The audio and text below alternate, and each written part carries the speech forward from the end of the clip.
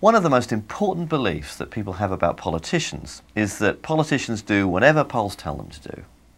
We hear a lot of complaint about the lack of strong leadership, that politicians find out what the public wants and then they pander to it, or at least they say they'll pander to it. Now, what this idea of the poll-driven politician creates is the impression that the political system may have all kinds of problems, but on the whole, it's responsive and accountable to the public. But once you actually start to look at public opinion in a more detailed way, what you discover is that the idea of the poll-pandering politician is really a myth. For example, there's broad support in the US for a whole range of policies. Polls show that most people support increased spending on inner cities, more spending and regulation on the environment, more spending on education, more spending on healthcare. We also find that majorities support increases in the minimum wage, stricter gun control, and campaign finance reform. In other words, if politicians really were poll-driven, then they'd be in favour of a whole range of liberal or left-wing policies, when in fact they're not. Now, the question that this raises in a democracy is, how is this mismatch between what the people want and the policies pursued by their representatives possible?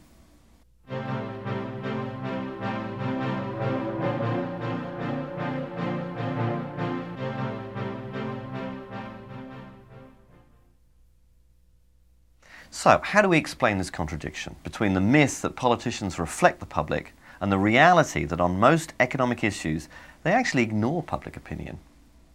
Well, let's look at how the news media covers public opinion.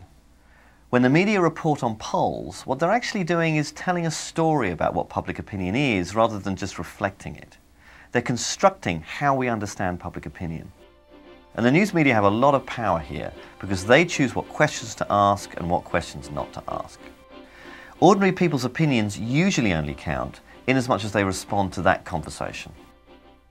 Media influence on public opinion has been studied for many years now. We know, for example, that the media often play what's called an agenda-setting role. Public concern about issues tends to follow media coverage of those issues rather than any changes in the real world. A few years ago, the degradation of the environment, issues like global warming, destruction of wilderness and chronic air, water and soil pollution, started to get a fair amount of media coverage. Accordingly, polls suggested this was one of the most important issues for most people. But then the news media started to lose interest. And even though most of the environmental problems have actually become worse since then, polls showed public concern decreasing. Or take an issue like drugs. Over the last 2 decades, public concern about drugs has gone from 3% to over 50% and back to 3% in polls. And those shifts have absolutely nothing to do with the scale of the problem and everything to do with the volume of media coverage. The power of the media to define what issues are seen as important has to do with the relationship between what the media report and what they don't. Media influence in this sense is subtle but profound. The media can help shape or modify what we know about an issue. The media create the impression that the American public has a real choice. You can choose Bush or you can choose Gore. The implication being that they're both very different. But on substantive budgetary or economic issues, the differences between them are really on the margins. Both leading Democrats and Republicans support a privatized healthcare system, they support corporate-backed global trade agreements, they support maintaining a Cold War defense budget, and they generally favor the interests of big business. But the media give the impression that Democrats and Republicans represent a broad range of opinion by focusing on civil liberty, non-monetary issues like gay rights or abortion, where Democrats and Republicans really do differ. And this masks the degree of elite consensus.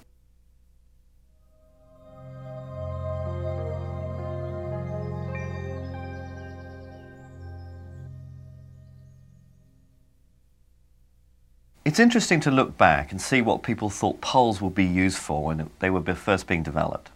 For instance, when George Gallup began to refine and to develop the art of public opinion polling in the first half of the 20th century, he saw it as the dawn of a more democratic era. For him, the technology of the opinion poll meant that the public's input into the political process wouldn't be limited any longer to an election every few years. Political elites could actually act on the basis of what the people said they wanted on quite specific issues. Now, nearly a century later, we live in a poll-saturated culture, and the question is, has that democratic vision been realised? Are politicians responsive to real public concerns? And unfortunately, I think the evidence is that rather than being a mechanism for extending democracy, public opinion polls are used and reported in highly selective ways that match the agenda of political elites.